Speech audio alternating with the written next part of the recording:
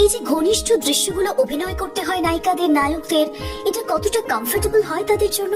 এই যেমন ধরুন, পেছন থেকে জড়িয়ে ধরা, কখনো ঘাড়ে কিস করা, কখনো গালে কিস করা, কখনো ঠোঁটের কাছে ঠোঁট নিয়ে যাওয়া, কখনো চুল সরিয়ে পেছন থেকে জড়িয়ে ধরা।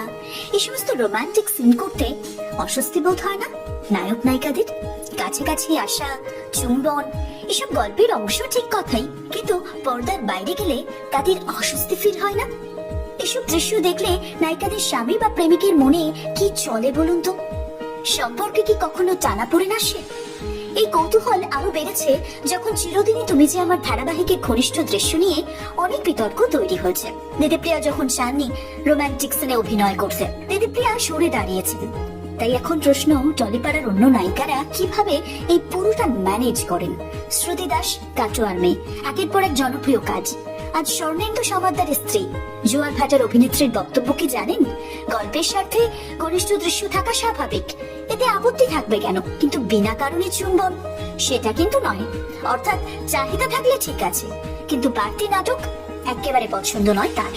অহনা দত্ত, অনুরাগের ছোঁয়া থেকে পথ চলা, শুটিং ফ্লোরেই প্রেম, পরে বিয়ে রূপটান শিল্পী দীপঙ্করের সঙ্গে। অহনার ভাবনা হলো কে কি ভাববে সেটা নয়, গল্প কি চাইছে সেটাই বড় কথা। প্রয়োজন হলে করতে হবে, বাধা নেই। অভিনেত্রীর কাছে চরিত্রই প্রধান। উষুশ্রী কি বলছেন এ বিষয়ে? গৃহপ্রবেশে তো তাকেও বেশ রোমান্টিক সিন করতে হয়েছে।